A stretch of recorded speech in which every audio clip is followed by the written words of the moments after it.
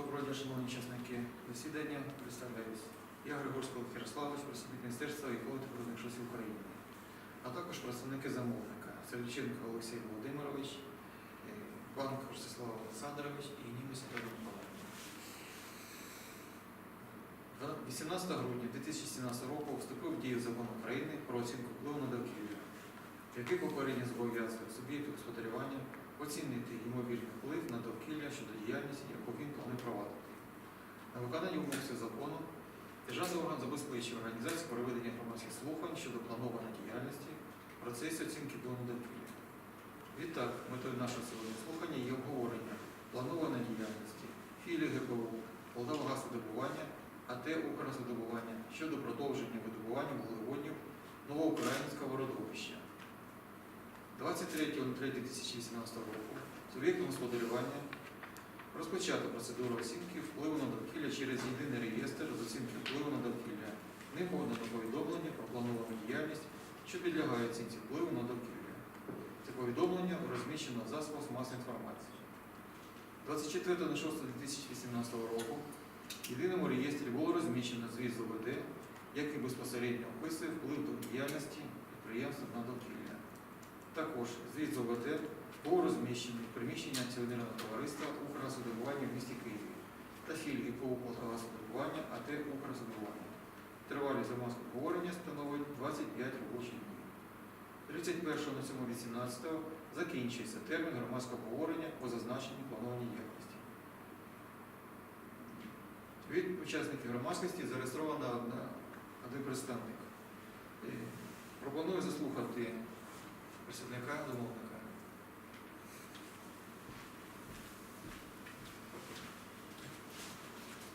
Акціонерне товариство «Укргазвидобування» хочу вам представити громадськості на розсуд плановану діяльність, яка буде проводитися з видобування вуглеводнів новоукраїнського родовища згідно спецдозволу від 2001 року, гірничого відводу 2013 року і, безумовно, підлягає оцінці впливу на довкілля відповідно до Закону України про оцінку впливу на довкілля.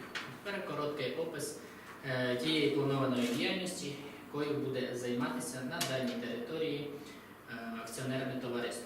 Отже, подовження видобування вуглеводнів передбачає подальшу промислову розробку родовища, пошук, розвідку, дорозвідку покладів вуглеводів, будівництво свердловин, в тому числі експлуатаційні, і глибина до 5000 метрів. У відповідності до перспективної оцінки покладів протягом дії спецдозволу можливе будівництво однієї свердловини кожен рік та підключення свердловин довжиною шлейфу до 10 тисяч метрів. На слідуючому слайді можна ознайомитися з картою, де буде проводитися планована діяльність.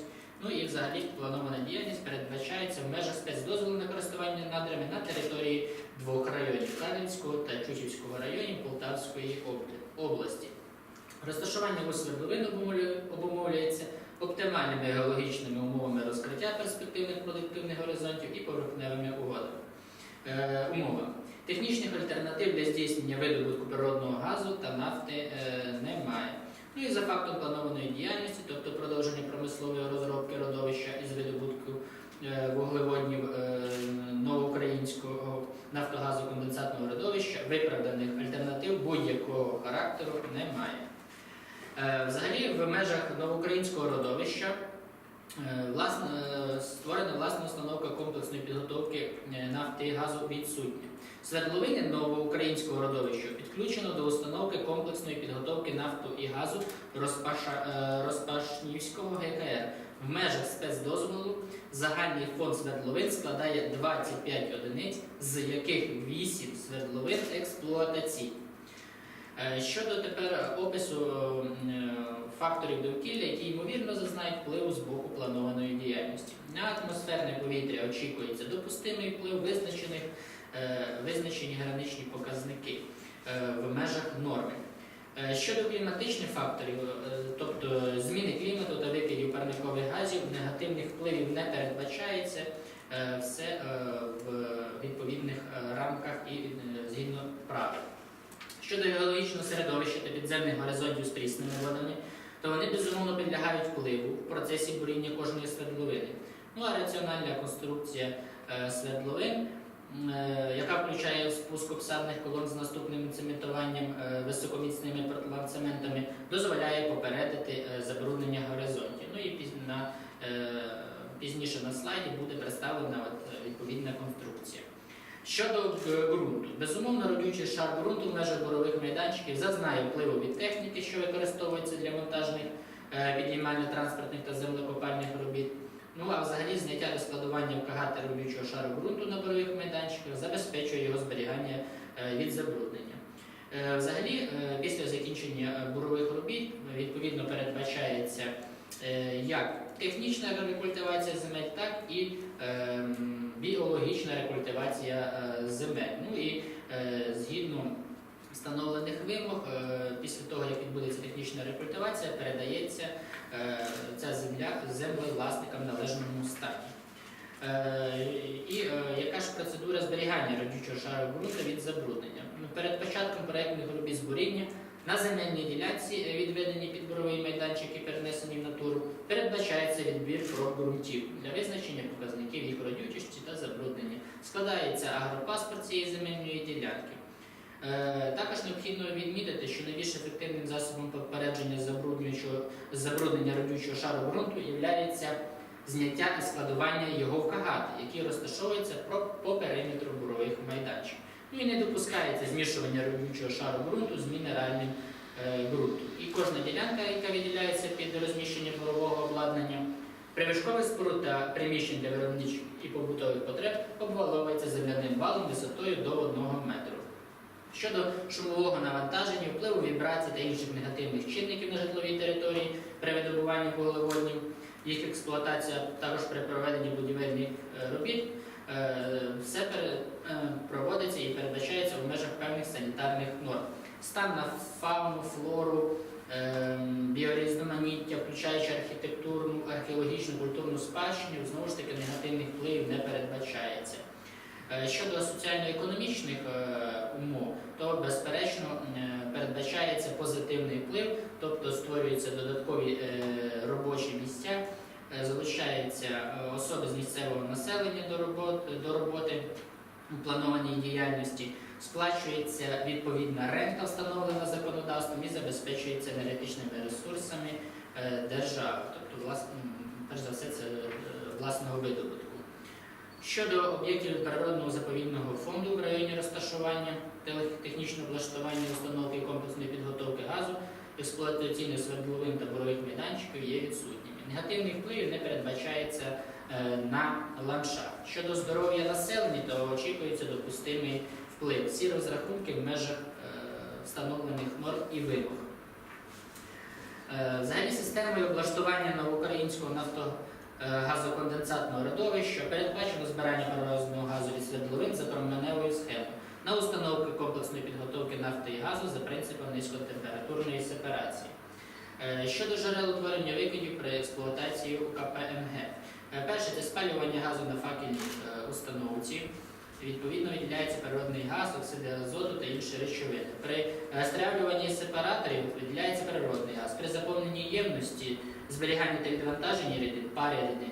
Ну і незначна кількість викидів утворюється при роботі аварійної дизельної електростанції. Взагалі, підприємство здійснює інвентаризацію джерел викиду по всіх виробничих майданчиках, розробляє документи, які обґрунтовують обсяг викидів і отримує дозвіл на викид. На майданчику бурової існує 14 джерел, 10 з них є організованими, 10 неорганізованими. На слайді можна з ними ознайомитися. Щодо рівня шуму на прилеглій території, то необхідно відмітити, що при експлуатації УКП-МГ під час продувки на факельну установку рівень звукового тиску не перевищує 80 дБ. При бурінні свердловин він генерується шум в районі 93 дБ. Ну а взагалі рівень звуку в розрахунковій точці на віддалі 500 метрів від джерела шуму складає 42 дБ, що менше допустимо. Ну і знову ж таки показники на слідуючому слайді, ці показники вони відмічені. Тобто в денний час 55 дБ, нічний 45. Щодо прийнятих технічних рішень, які сприяють відповідному захисту під час бурінь. Значить, експлуатацію наявного технологічного обладнання у КПНГ з підключенням свердловини здійснюється у відповідності до технологічного регламенту, постійним контролем за показниками приладів, правил розробки та експлуатації родовищ. Ну і при бурінні свердловин відповідно здійснюється вибір конструкції свердловини, підбір обсадних труб по міцності, послідовне перекриття пробурених інтервалів, підбір густини борового розчину, вибір типу борового розчину та хімреагентів, герметизація устя свердловини і наявність на борові запасного розчину необхідної густини в кількості, яка дорівнює об'єму ствола свердловини при первинному розкритті продуктивних горизонтів. Взагалі, також необхідно відмітити, що при промисловій розробці новоукраїнського родовища з видобування вуглеводнів передбачається проведення заходів з охорони навколишнього середовища. Перш за все, це попередження зниження рівня забруднення повітря, заборона роботи двигунів в форсованому режимі, підсилення контролю за дотриманням точного регламенту виробничої діяльності, розподілення в часі роботи обладнання, яке зв'язано з безперервним технологічним процесом, і на сам кінець це попередження забруднення водного середовища. Щодо водного середовища, то акціонерне товариство передбачає проведення таких заходів, які в себе включаються: проведення профілактичного огляду герметизуючого усього обладнання, проведення підбору обсадних труб по міцності, а з метою попередження неконтрольованого виходу газу на поверхню, густина борового розчину вибирається з умови забезпечення створення протитиску на газонасичені пласти. Для завчасного виявлення газопроявлення постійно слідкується за рівнем борового розчину приймальних ємностей.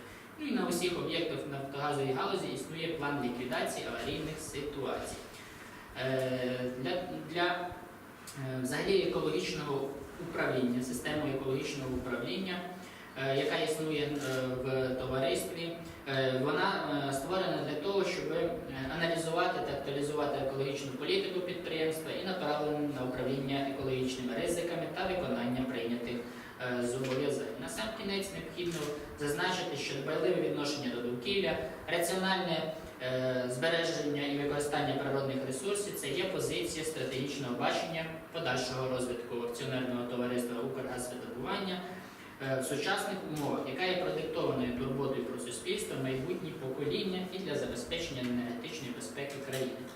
Дякую за увагу. Якщо будуть питання, будь ласка. Дякую за доповідь. Чи є якась додаткова інформація? Тоді пропоную перейти до обговорення і нагадую, що під час нашого обговорення в залі проводиться відеозапис на виконання постанови Кабінету міністрів України номер 1089 про затвердження порядку проведення громадських слухань про ці оцінки впливу на довкілля, а також на виконання закону України про ОВД. Представники громадськості можуть задавати будь-які питання, які стосуються планованої діяльності представника замовника. Якщо представник замовника не зможе надати відповідь сьогодні, він має право надати відповідь письмово. Прошу, якщо є питання. Любич Андрій, громадська організація Інститут фінансів та права. В переліку документації є дозвіл на викиди забруднюючих речовин атмосферне повітря стаціонарними джерелами. Чи також плануються викиди пересувними джерелами? Це перше запитання. І там ще буде. Свердловини, експлуатаційні свердловини новоукраїнського родовища підключено до установки комплексної підготовки газу Розпашківського НГКР.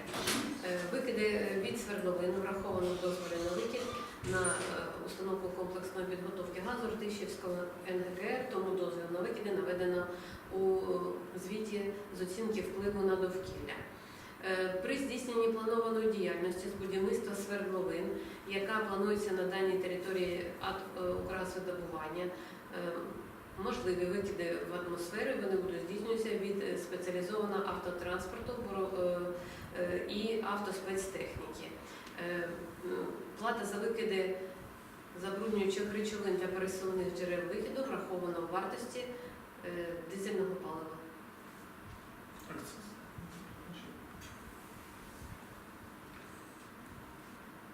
І друге запитання у мене стосується крім викидів в атмосферу, чи можливі скиди безпосередньо у водні об'єкти, а також безпосередньо відходи, це шламові амбари, і знову ж таки, чи ці шламові амбари обговорювалися Укрзадобуванням, щоб робити їх на цьому родовищі безамбарним методом.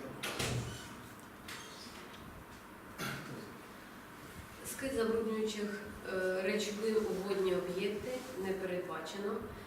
Побутові стічні води вивозяться у відповідності до укладених договорів зі спеціалізованими підприємствами, які приймають стічні води. Що стосується амбарного та безамбарного способу буріння, це буде визначено у відповідності до законодавства після проведення вишукувань. Пріоритетом ПАТ «Укрзадобування» ставить залучення при проведенні робіт безамбарного способу буріння і товариство дає до цього свої діяльності. Чи будуть питання? Отже, підбиваємо підсумок.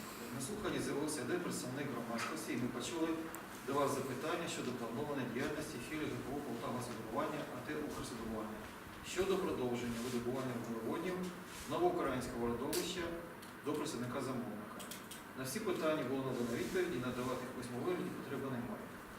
Це зафіксовано в протоколі, який ми зараз підпишемо. І протокол відеозапис буде викладено в єдиному реєстрі з ОВД, все це буде в відкритому доступі. Враховуючи, що представником замовника надано всі відповіді на всі питання, ми закриваємо громадське слухання щодо філії ГПУ «Полтавгазодобування» АТ «Укргазодобування» щодо продовження видобування вуглеводнів новоукраїнського родовища та вважаємо його таким, що відбулося. Всім дякую за увагу.